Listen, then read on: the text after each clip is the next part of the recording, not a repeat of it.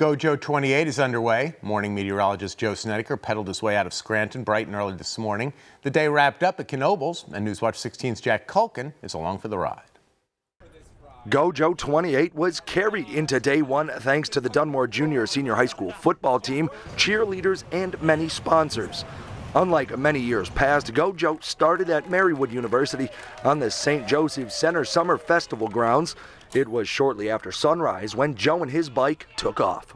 Connecting with the community is always one of the best aspects of the Go Joe on the road, and so of course we're looking forward to that. At his first and only stop in Lackawanna County during day one, borough officials, workers, and first responders greeted Joe in Taylor.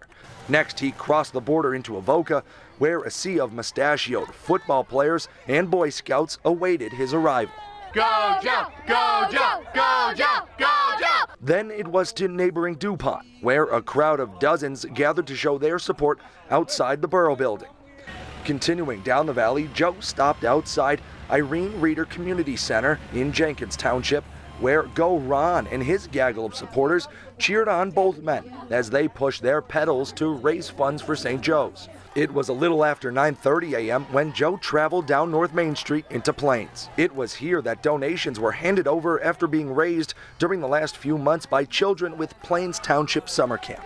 It's awesome. Go Joe is such a great cause.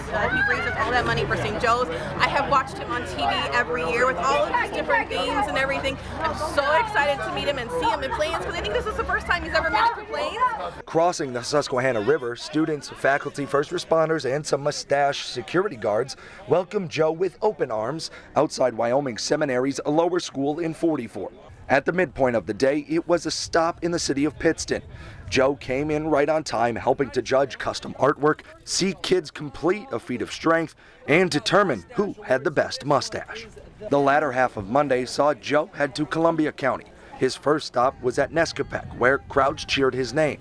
Then, taking Route 339, Joe made his way into Mifflinville, stopping outside the German school, where kids gave up their hard-earned cash, all for a good cause. A few stops in Bloomsburg saw dozens ready and waiting as day one dwindled down. Joe's last stop on the road was in Catawissa, where a few donations from locals powered him into Knoebels Amusement Resort, where hundreds cheered as day one came to a successful close. Day two of Go Joe 28 kicks off in Danville as we stash for the cash. You can find the remainder of the routes for Tuesday and the rest of the week on WNEP.com.